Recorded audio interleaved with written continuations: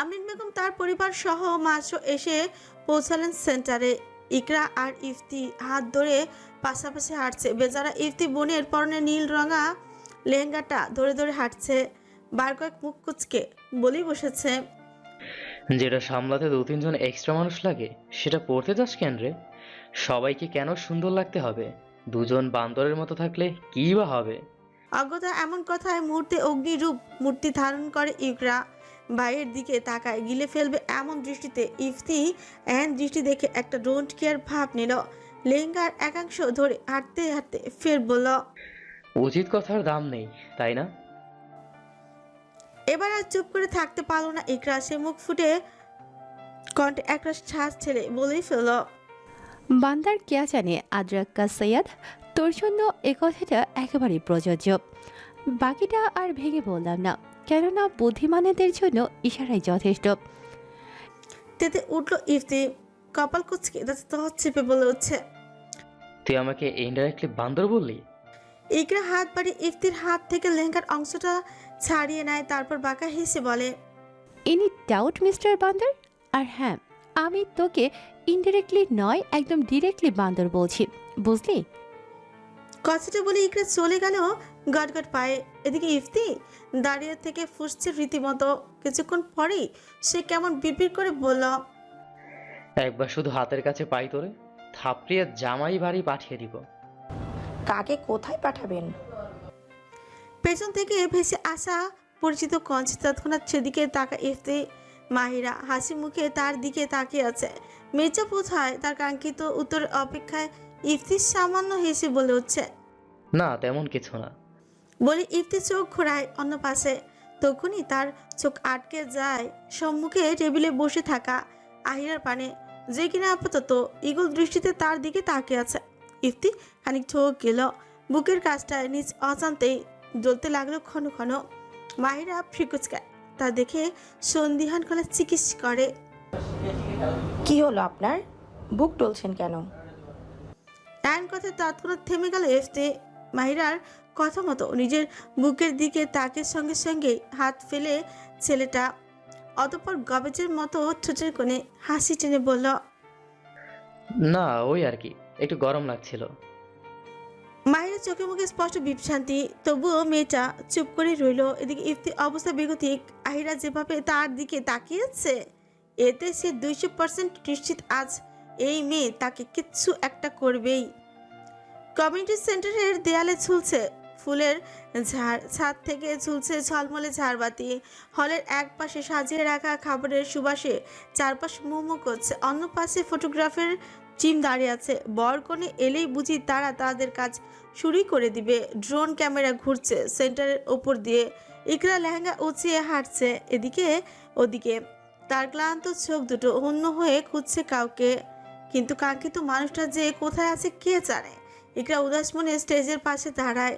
ঠিক তখনই অনেক এসে তার কানের কাছে ফিসফিসিয়ে বলে, আমায় খুঁজছেন মায়াবতী? ইকরা হকচকিয়ে পেছনে তাকায়। অনেক হাসছে মিচিমিচি। ইকরা তৎক্ষণাৎ বুকে হাত দিয়ে ফুস করে নিঃশ্বাস ফেলে বলে, এভাবে কেউ পেছন থেকে ডাক দেয়?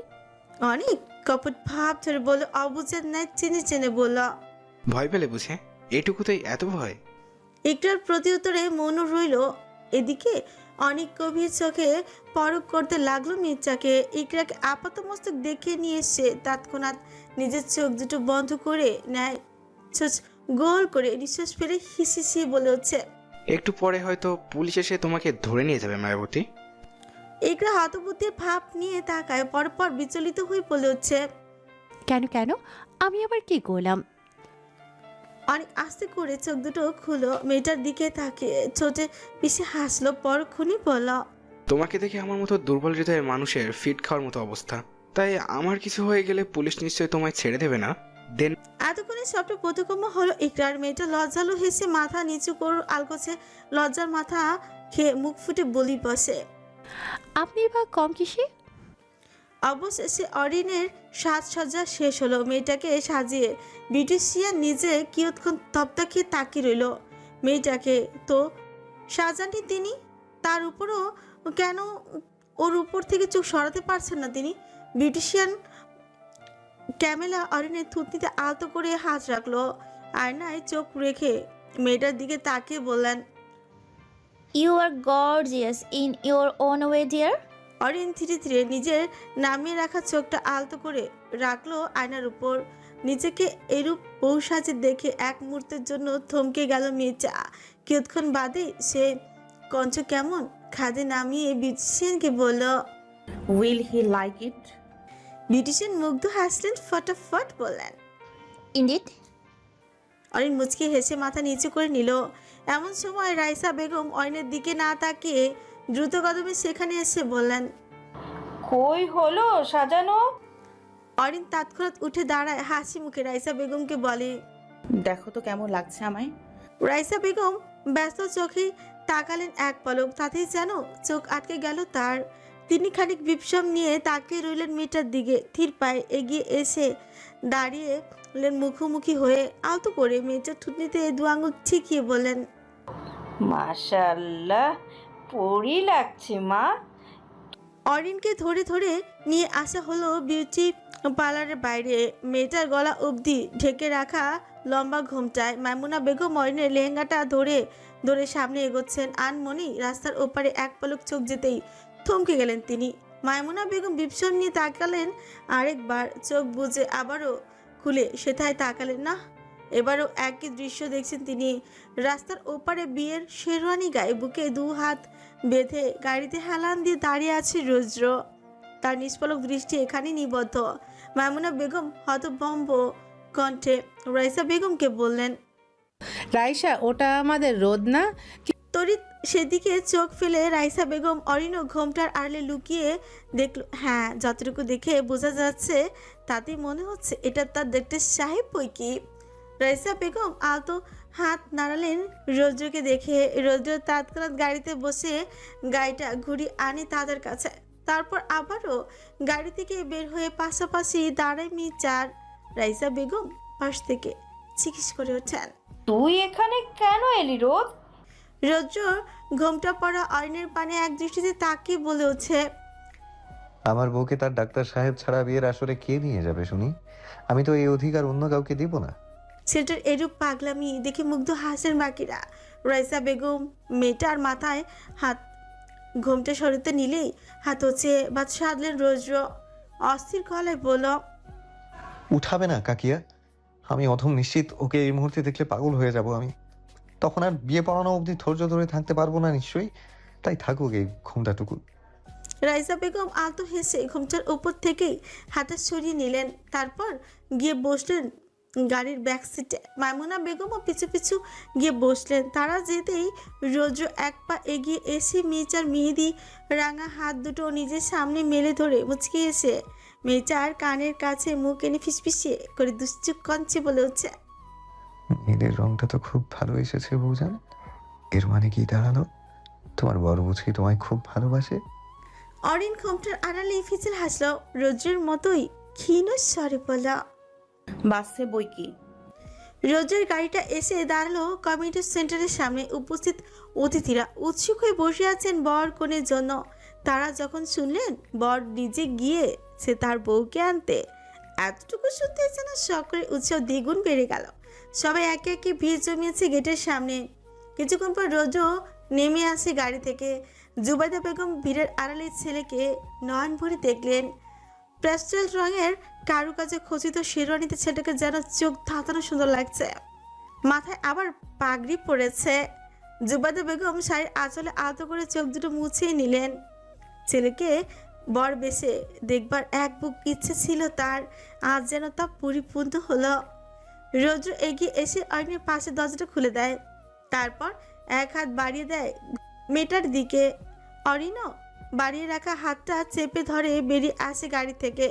অনিক এবং রেহান এগিয়ে এসে মেয়েটাকে ধরে ধরে নিয়ে যায় ভেতরে। রৌদ্র পেছন পেছন ঢুকলো। কিছুটা সামনে যেতে সাব্বির সাহেব এসে ছেলেটার কাঁধে হাত রাখলেন। রৌদ্র থামলো, সুচিয়ে জিজ্ঞেস করলো, কি ব্যাপার শ্বশুর মশাই, লাগছে নাকি আপনার জামাইয়ের মতো? সাব্বির সাহেব গাল ভর্তি হাসি টানলেন। সেটাকে বুকে জড়িয়ে পিঠ চাপড়ে বললেন, আবার জিগায়, না লেগে যাবে কই? অনেকে বসানো হয়েছে আলাদা একটা রুমে। রৌদ্র বসে আছে স্টেজে। দুজনের বিয়ে পড়ানো শেষে একসাথে বসানো হবে দুজনকে। অরিনের আশেপাশে মানুষের ঝল। সাব্বির সাহেব বসেছেন মেয়ের ডান পাশে আর রাফিয়া বেগম আরেক পাশে।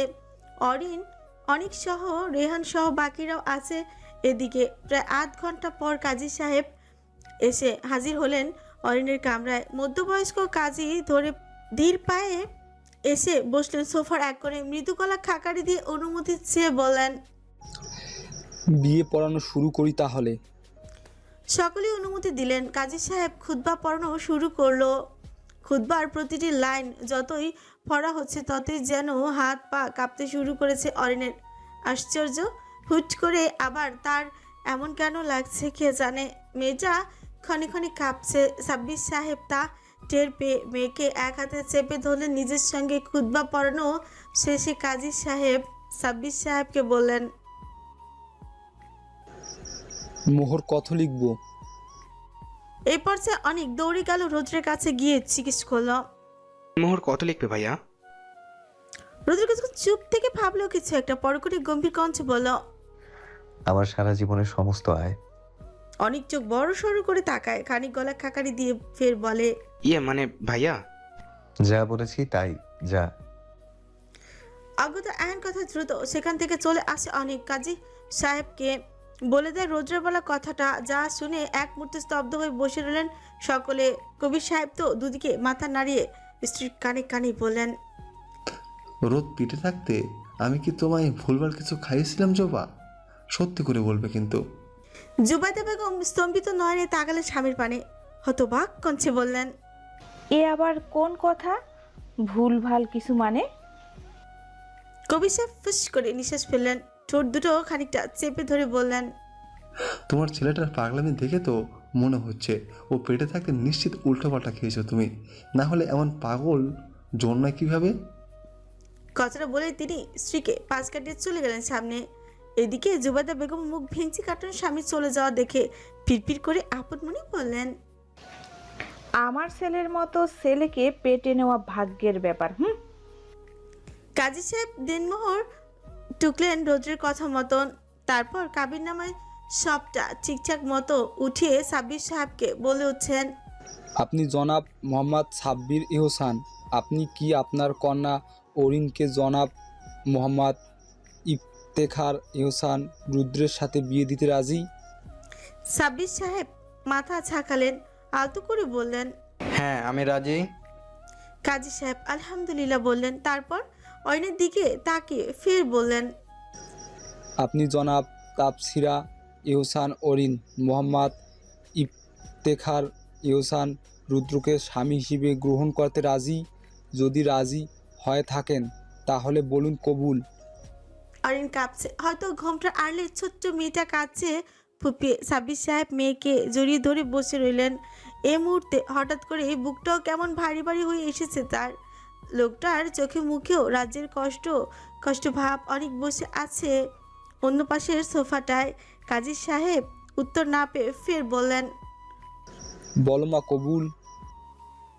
অরিনের গলা ধরে এসেছে যেন, সেটা যে কিসের জন্য তা আর বোঝা যাচ্ছে না। এমন সময় পুতুল দৌড়ে গেল স্টেজের দিকে। রৌদ্র বসে বসে কথা বলছে কারোর সাথে। পুতুল দৌড়ে হাত ধরে তৎক্ষণাৎ বলে উঠে রৌদ্রর, রোদ ভাইয়া, অরিপু কাঁদছে, কবুল বলছে না। কথাটা শোনা মাত্র রৌদ্র পাগড়ির মাথায় বসে থেকেই উঠে দাঁড়ায় হুট করে। তারপর গটগট পায়ে আসে মেয়েছে কক্ষে। এদিকে নতুন বরকে এমন হুট করে চলে আসতে দেখে ভরকা সকলে। কবির সাহেব গম্ভীর মুখে ছেলের দিকে তাকিয়ে রইলেন। রৌদ্র কোনোরূপ কাল বিলম্ব না করে অরিনের সামনে এসে দাঁড়ায়।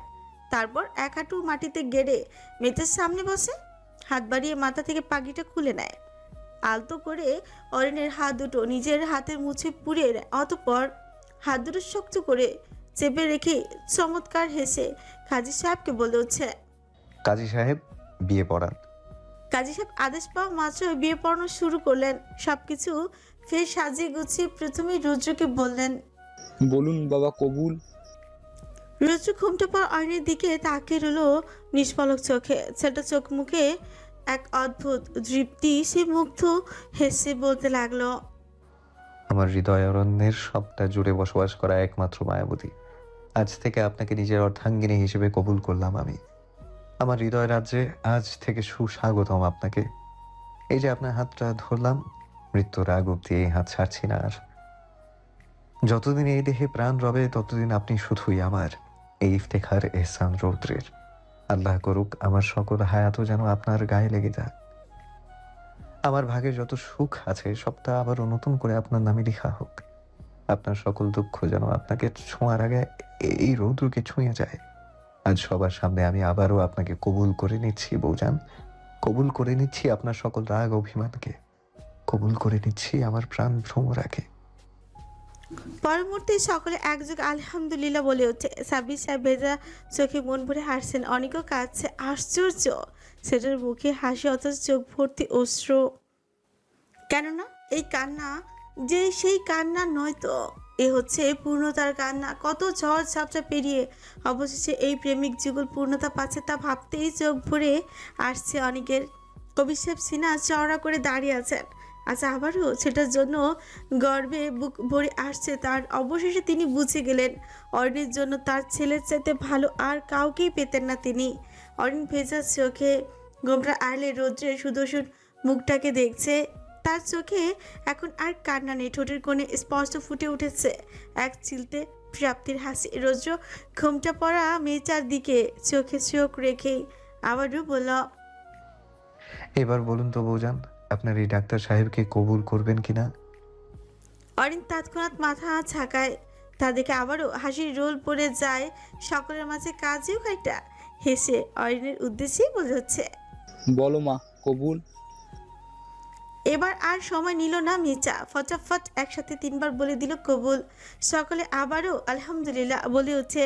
রোজু তৎক্ষণাৎ মেয়েটার হাত দুটো ছেড়ে দিয়ে সকলের সামনেই তাকে শক্ত করে জড়িয়ে ধরে নিজের বুক পেঞ্জরে।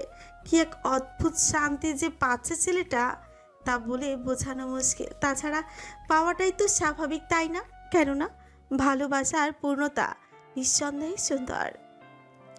বিয়ে পর্ব শেষ হলে উপস্থিত অতিথিদের মিষ্টি দেওয়া হচ্ছে একে একে। কবির সাহেব এগিয়ে এসে সাব্বির সাহেবের গলা জড়িয়ে ধরলেন, কানের কাছে মুখ এনে হাসি মাখা কঞ্চে বললেন, বরফের পাশাপাশি এখন থেকে তোর বিয়ে হয়ে গেলাম আমি। সাব্বির সাহেব বেজে চোখে হাসছেন। বড় ভাইয়ের পিছে এক হাত রেখে থিমে থিমে বললেন, আলহামদুলিল্লাহ ভাইজান। ওদিকে জুবাইদা বেগম হাতে একখানা ছানা মিষ্টি মুখে নিয়ে এলেন রাফিয়া বেগমের কাছে। হাত বাড়িয়ে বান্ধবীকে মিষ্টিটা খাইয়ে দিয়ে বলতে লাগলেন, প্রথমে হলাম তোর বান্ধবী, তারপর হলাম যা, এরপর হলাম বিয়ান। আলহামদুলিল্লাহ। রাফিয়া বেগম মিষ্টিটা মুখে নিয়ে চিবোচ্ছেন আলতো করে। পরক্ষণে নিজের হাতের মিষ্টি প্লেট থেকে একটা মিষ্টি উঠিয়ে খাইয়ে দিলেন জুবাইদা বেগমকে। হাসি মুখে বলেন, আলহামদুলিল্লাহ। এদিকে রোজু এখনো জোরে ধরে আছে মেয়েটাকে। তার মুখ লুকিয়ে আছে মেয়েটার কাঁধে। রোজুর শক্তপোক্ত দেহটা কেঁপে কেঁপে উঠছে বার কয়েক। সে কি আদৌ কাঁদছে কিনা কে জানে। কিয়ৎক্ষণ বাদে রেহান হাসি মুখে এগিয়ে আসছে। রোজুর কাঁধে আজও হাত রেখে নিচু কঞ্চে বলে হচ্ছে, ভাই এবার ছেড়ে দে ভাবিকে। রৌদ্র হয়তো শুনল সে কথা। সে খানিকটা সময় নিয়ে ছাড়লো অরিনকে। রেহান ইতিমধ্যেই রৌদ্রের দিকে বাড়িয়ে দিয়েছে টিস্যুর বক্স। রৌদ্র হাত বাড়িয়ে দুটো টিস্যু নিয়ে নিজের ভেজা চোখ দুটো মুছে নিল আলগোছে। ঘোমটা পরা অরিনের দিকে তাকিয়ে জিজ্ঞেস করে, তোর টিস্যু লাগবে জান বাচ্চা? অরিন দুবার মাথা নাড়ায়।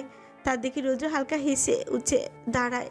নিজ উদ্যোগে হাত বাড়িয়ে মেয়েটার হাত চেপে ধরে তাকে দাঁড় করিয়ে দেয়।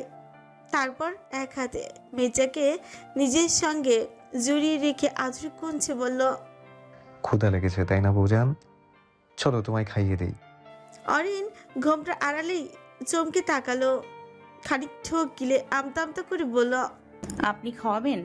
রৌদ্র ফ্রিকুচকে তাকায়, গম্ভীর কঞ্চে বলে হচ্ছে, হুট করে ভাব ধরেছেন যে? এর আগে বুঝি কখনো খাইয়ে দেয়নি তোমাকে? অরিন মাথা নিচু করে নেয়। তৎক্ষণাৎ এতগুলো মানুষের সামনে আবারও শুরু হবে এই লোকের পাগলামি। ধুরছাই। কিছুক্ষণ পর রৌদ্র আবারও মেয়েটার দিকে নিজের এক হাত এগিয়ে দিয়ে ফিসফিস করে বলে, বাহু আঁকড়ে ধরো বৌজান, পর পর ফিলিংস পেতে হবে তো। অরিন হালকা হেসে রোদ্রের বাড়িয়ে রাখা হাতটার বাহু আঁকড়ে ধরে। অদূরে দাঁড়িয়ে রেহান আর অনিক মিলে এতক্ষণ দেখলো সবটা। পরক্ষণে ছেলে দুটো মুচকি হেসে চলে গেল সেখান থেকে। অতিথিদের খাবার পর্ব চলছে, সেই সাথে চলছে এহসান বাড়ির মানুষদেরও খাবার কার্য। সেন্টারের বড় টেবিলটায় একত্রে বসেছেন সকলে। রৌদ্র আর অরিনও বসেছে পাশাপাশি। বেচারা রৌদ্র এখনো বউয়ের মুখ দেখেনি, কেননা তার একান্তই বদ্ধ ধারণা বউকে এহেন সাজে দেখা মাত্র নিজের সকল ধৈর্য এক নিমিষে হারিয়ে ফেলবেন মশাই। তাই আর যেচে পড়ে রিস্ক নেয়নি বেচারা। সে গম্ভীর মুখে খাবার খাচ্ছে। ভেবেছিল বউটাকে নিজে হাতে খাইয়ে দিবে, কিন্তু তা তো আর হলো না। এদিকে অরিনের মুখের উপর এখনো 2 হাত লম্বা ঘোমটা টানা। তার ডাক্তার সাহেবের কঠোর আদেশ তার বউজানের বউ সাজ যেন বাইরের কেউ না দেখে। যদিও বাইরের ব্যতিক্রমী আদেশে অনেকেরই মনে ক্ষুণ্ণ হয়েছে, তবে তাতে যেন কিছু যায় আসে না রোজের। সে কি থোড়াই নিজের এহেন সুন্দরী পিচ্ছি বউকে নিয়ে রিস্ক নেবে? মোটেও না। খাবার পর্ব শেষ হতে ফটো সেশন শুরু হলো। সকলেই একে একে ঘুমচে পড়া অরিনের সাথে ছবি তুলে নিল। রোজ মেয়েটার হাত চেপে দাঁড়িয়ে আছে সেই কখন থেকে, তবুও মানুষজনের ছবি তোলা যেন শেষই হচ্ছে না। রোজও এবার বেঁচে বিরক্ত হলো। সে আর চোখে তাকালো অদূরে দাঁড়িয়ে থাকা অনিকের পানে। চোখের ইশারায় কাছে ডাকলো তাকে। অনিকও ছুটে এলো এহেন ইশারা পেয়ে। রৌদ্রের পাশাপাশি এসে দাঁড়াতেই রৌদ্র কেমন তাতে দাঁত চেপে বিরক্ত গলায় বলতে লাগলো, এই ফটো সেশন শেষ করতে বল তাড়াতাড়ি, বাসায় যেতে হবে বউ নিয়ে, কত কাজ আমার। উফ। এন কথা থতমত খেয়ে বসলো অনেক। রৌদ্রর কথার গভীরার্থ বুঝতে পেরে বেচারা লজে কাঁচামুচি করতে লাগলো দাঁড়িয়ে। তবুও মাথা নেড়ে সে কোনো মতে বলল, ঠিক আছে, দেখছি। বলি অনেক চলে গেল অন্য পাশে। ফটোগ্রাফারদের কানে কানে ছেলেটা কি যেন বললো। ফটোগ্রাফার মুচকি হেসে ছবি তোলা বন্ধ করে দিয়ে আলগোচ্ছে। রৌদ্র এবার হাফছের বাঁচলো। মেয়েটাকে নিয়ে সোফায় ঘা এলিয়ে বসতেই স্টেজে এসে হাজির হলো তারই হসপিটালের গভর্নিং বডির সদস্যরা। রৌদ্র তাৎক্ষণিক উঠে দাঁড়ায়। পরে মুহূর্তে ব্যস্ত হয়ে পড়ে সকলের সঙ্গে কুশলতি বিনিময়ে। এদিকে অরিনটা বসে থেকেই হাসপাস করছে। একে তো ভারী লেহেঙ্গা, তার উপরে মুখের সামনে 2 হাত লম্বা ঘোমচা। মেয়েটার হাসপাস লাগবে না তো কি লাগবে শুনি? রৌদ্র কথা বলার এক ফাঁকে আর চোখে তাকালো অরিনের দিকে। মেয়েটা কেমন নড়ে চড়ে উঠছে ক্ষণে ক্ষণে। রৌদ্র হয়তো টের পেল কিছু একটা। সে তৎক্ষণাৎ বিনয়ের সঙ্গে সকলকে বলে হচ্ছে, excuse me for while gentleman's. লোকগুলো হাসি মুখে সম্মতি জানালেন। রৌদ্র কদম বাড়িয়ে চলে আসে মিটার কাছে। অরিনের মাথার ওপর আলতো করে হাত রেখে বলে হচ্ছে, খারাপ লাগছে সানশাইন? অরিন মাথা ঝাঁকায়। তা দেখে রৌদ্র তৎক্ষণাৎ ডেকে উঠছে অনিককে। অনিকও মিনিট 2 মধ্যে ছুটে আসে। রৌদ্র তখন বলে হচ্ছে, আমার বউকে বাসায় নিয়ে যা, আমি ফিরছি একটু পরে। অনেক মাথা কাজ করলো, হাত বাড়িয়ে বোনকে আগলে নিল নিজের সঙ্গে। ফিসফিস করে বোনের উদ্দেশ্যেই বলল, গরম লাগছে বনু? বিয়ের সম্পূর্ণ কার্যক্রম অবশেষে শেষ হলো। এহসান বাড়ির সকলে নিজেদের ক্লান্ত দেহটা বড় কষ্ট টেনে টুনে এনেছে বাড়িতে। আত্মীয় স্বজনদের জন্য হোটেলে রুম বুক করা হয়েছে, যদিও বা কাজটা রৌদ্রই করেছে। বাড়ির কর্তারা নিজেদের মধ্যে আলাপচারিতে ব্যস্ত। গৃহিণীরা ছুটে গিয়েছেন ফ্রেশ হতে। ওদিকে বাড়ির ছোট ছোট সদস্যদের মধ্যে চলছে ব্যাপক প্ল্যানিং। প্রত্যেকেই বসেছে অরিনের কামরায়। তাদের প্ল্যানিংয়ের মূল উদ্দেশ্য রৌদ্রের কাছ থেকে টাকা উঠানো। কেন তাদের ফাঁসের মধ্যে তারা রৌদ্রের বাসের ঘর সাজিয়েছে, সেজন্য তাদের একটা পকেট খরচ আছে না। এদিকে অরিন নিজের ঘোমটা মাথার উপর উঠিয়ে রেখে খাটের উপর বসে পা দুলিয়ে আইসক্রিম খাচ্ছে। বাড়িতে ফেরার সময় তার ভাই কিনে দিয়েছে, সেগুলি বড় আনন্দে খাচ্ছে মির্জা। অনেক বসে আছে তার পাশে। ছেলেটার দৃষ্টি অদূরে ড্রেসিং টেবিলের সামনে চুপচাপ দাঁড়িয়ে থাকে ইকরার পানে। ইকরা বারবার ছেলেটার দিকে আর চোখে তাকাতে চোখাচোখি হয় দুজনার। এই ফাঁকে অনেক তাকে ইশারায় ছোট গোল করে চুমু দেখায়। তার দেখা মতো চোখ দুটো বড় বড় হয়ে আসে ইকরার। অনেক তখন ছুট কামড়ে হেসে ওঠে নিঃশব্দে। অন্যদিকে রুহি ঘর এক পাশে থাকা সিঙ্গেল সোফাটার উপর 2 পা উঠে বেশ আরাম করে আচার খাচ্ছে। আচারের প্যাকেটটা আলতো করে মুখে পুরে চোখ দুটো নিমিষেই বন্ধ করে ফেলছে। তারপর একটু একটু করে আচার মুখে নিয়ে সে কি যে সুখ করে চোখ বুজে স্বাদ নিচ্ছে মেয়েটা। রেহান বুকের কাছে 2 হাত বেঁধে এক দৃষ্টিতে মেয়েটার দিকে খাওয়াই দেখছে। রুহি যখন চোখ বুজে আচারের স্বাদ দিতে ব্যস্ত, তখন তার অমন মুখভঙ্গি দেখে রেহান বেচারা অস্থির হওয়ার উপক্রম। আজ বউটা তার অসুস্থ বলে বড় কষ্টে নিজেকে সামলাচ্ছে ছেলেটা।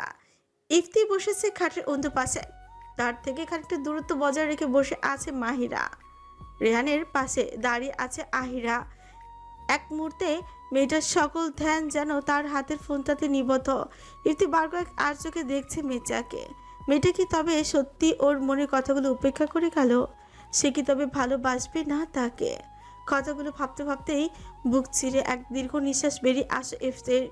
প্রায় মিনিট 10 পর রেহান গলা খাকারি দিয়ে উঠছে। সকলের মনোযোগ নিজের দিকে চেনে গম্ভীর মুখে বলে ওঠে, তা কি সিদ্ধান্ত নিলে তোমরা? রোদের কাছ থেকে কত নিবা? তৎক্ষণাৎ পাশ থেকে ফট করে আহি বলে ওঠে, জিজু 50-এর নিচে নামবো না কিন্তু। এহেন কথা শুনে রুহি কেমন আর্তনাদ করে বলল, কি 50,000? এই না না, আমার ভাইয়ের এত খরচা করিয়ে কি লাভ তোমাদের, আরো কমাও। মেয়েটার এখন ভাই প্রীতি দেখে কপাল কুঁচকে গেল সকলের মাঝে থেকে। অনেক বলে উঠছে, ঠিক আছে, তোর নিতে হবে না, তোর ভাগেরটা আমায় দিয়ে দিস। রুহির সঙ্গে সঙ্গে মুখ ভেঙচি কেচি বলে উঠছে, ইস কত শখ, আমারটা আমি তোমায় দিব কোন দুঃখে, আমারটা আমারই থাকবে। কথাটা শুনেই হেসে ওঠে সকলে। অনেক হাসির মাঝে ঠিস দিয়ে বলে উঠছে, নিজেরটা 16 আনা। রাস্তার শুকনো ধুলোরি রোজের গাড়িটা মাত্র এসে থামলো এহসান বাড়ির গেটের সামনে। কিয়ৎক্ষণ বাদে রোজ হাতে একটা শপিং ব্যাগ নিয়ে বেরিয়ে আসে গাড়ি থেকে। অতঃপর গটগট পায়ে চলে যায় বাড়ির ভিতর। ড্রয়িং রুমে পা রাখতেই তার হাতে টেনে ধরে মা চাচিরা। এহেন কাণ্ডে আবারও কপালে 2-3 বিরক্তির ভাঁজি পড়ল রোজের। তবুও সে গম্ভীর মুখে ঘাড় বাঁকিয়ে মায়ের দিকে তাকায়, জিজ্ঞেস করে, কিছু বলবে? জুবাইদা বেগম মাথা নাড়লেন। ছেলের হাত টেনে তাকে বসালেন বড় সোফায়। তারপর নিজেও বসলেন ছেলের পাশে। রৌদ্র ফ্রিকুচকে বসে রইল। ছেলেটা না পারছে মুখ ফুটে কিছু বলতে, আর না পারছে কিছু করতে। মিনিট 2 পর রাফিয়া বেগম আর রাইসা বেগম হাতে ট্রে ভর্তি কয়েক জাতের মিষ্টি নিয়ে উপস্থিত হলেন রৌদ্রের সামনে। রৌদ্র মুখ গম্ভীর মুখে তাকায় সেদিকে, গম্ভীর কণ্ঠে জিজ্ঞেস করে, কি এগুলো? রাফিয়া বেগম আলতো হাসলেন, হাত থেকে ট্রেটা নামিয়ে রাখলেন টেবিলের ওপর। তারপর একটা বাটিতে গোটা কয়েক মিষ্টি নিয়ে চুপচাপ এসে বসলেন রোজের অন্য পাশে। রাইসা বেগমও হাতে 1 গ্লাস পানি নিয়ে অন্য একটা সোফায় গিয়ে বসলেন। কিয়ৎক্ষণ বাদে ড্রয়িং আগমন ঘটে মায়ামুনা বেগমের। তিনি এসে আর্তনাদ করে বলে উঠছেন, কি গো বড় বউ, তোমরা আমাকে ছাড়াই এসব শুরু করে দিলে? জুবাইদা বেগম স্মিত হাসলেন। মাইমুনা বেগমকে নিজের কাছে ডেকে বললেন, আরে না, রোদ তো মাত্রই এলো। এদিকে সবার এহেন ভুগি চুগি কথাবার্তা মেজাজ বিগড়ে আসছে রোদ্রের। সেটা দাঁত খেছে বলে হচ্ছে, আম্মু যা করার তা একটু তাড়াতাড়ি করবে প্লিজ। অলরেডি রাত 12:30 বাজে। আমি কি আর ঘরে যাব না? অজ্ঞতা ছেলের এহেন লাগামহীন কথা বাখাড়া হয়ে পড়লেন সকলে। রাফিয়া বেগম তৎক্ষণাৎ নিজের দৃষ্টি ফেললেন এদিকে ওদিকে। জুবাইদা বেগম শাড়ির আঁচলে মুখ গুজে জিভে কামড় বসালেন আলগোছে। স্বামী তার ভুল বলেনি, তাহলে ছেলেটা তবে সত্যি সত্যি নির্লজ্জ হয়ে যাচ্ছে দিনকে দিয়ে। এরই মধ্যে ব্যাপারটাকে শিথিল করতে রাইসা বেগম সামান্য আমতামতে করে বললেন, ইয়ে মানে রোদ, একটু মিষ্টি মুখ করে যা বাবা। কথাটা শোনা মাত্র রৌদ্র সঙ্গে সঙ্গে রাফিয়া বেগমের হাতে থাকা মিষ্টি প্লেটটা থেকে একটা আস্ত মিষ্টি তুলে ঢুকিয়ে নিল গালের পাশে। পরক্ষণে মিষ্টি চাবাতে চাবাতে উঠে দাঁড়ায় বসা ছেড়ে। তারপর সকলের উদ্দেশ্যে বলে উঠছে, আর কিছু? হতবিহ্বল রাফিয়া বেগম মাথা নাড়ে দুপাশে। রৌদ্র আর কোনো কাল বিলম্ব না করে দ্রুত কদমে চলে গেল সিঁড়ি বেয়ে উপরে। এদিকে তার চলে যাওয়ার পথে হতবুদ্ধির ন্যায় তাকিয়ে আছে সকলে। মুখে তেমন রানী কারো, চোখে মুখে তাদের স্পষ্ট ফুটে উঠেছে হতভম্বতা। রৌদ্র হাতের প্যাকেটটার দিকে চোখ রেখে এগোচ্ছে নিজের ঘরের দিকে, কিন্তু দরজার সামনে এসে দাঁড়াতেই পা দুটো থমকে গেল তার। সে ধীরে ধীরে চোখ তুলে তাকায় সামনে। পরক্ষণে তার কুচকে রাখা হৃদয় আপনা আপনি শিথিল হয়ে আসে। দরজার সামনে 2 হাত বুকের কাছে বেঁধে সটন হয়ে দাঁড়িয়ে আছে অরিন। তার এক পাশে অনেক আহি মাহি ইফতি আর অন্য পাশে রুহি রেহান ইকরা। রোদ্র হা করে তাকিয়েছে অরিনের দিকে। প্যাস্টেল রঙের ভারী কারুকাজে খচিত লেহেঙ্গাটা একদম নজর করা লাগছে মির্জাকে। তার উপর মুখে পার্লারের নুট বসাজ, গলায় কানে এমনকি নাকেও দিয়েছে গয়নার উপস্থিতি। রোদ্র পলক ফেলতে যেন ভুলে গেল এক মুহূর্তের জন্য। নিঃশ্বাসটা আদৌ ফেলছে কিনা কে জানে। ওদিকে রোদ্রের এহেন দৃষ্টি দেখে পাশ থেকে রেহান মুখের কাছে হাত এনে মৃদু গলা খাকারি দিয়ে বলেছে। রোদ্রের ধ্যান ভাঙানোর চেষ্টা চালালো, সেটা ধ্যান যে মেয়েটার উপর থেকে সরছে না। রেহান আরেকবার গলা খাকারি দিয়েছে। এইবার যেন মেয়েটার কাছ থেকে একটুর জন্য দৃষ্টি সরল রৌদ্র। সে তৎক্ষণাৎ গরম চোখে তাকায় রেহানের দিকে। রেহান খানিকটা ভড়কে গিয়ে বলে,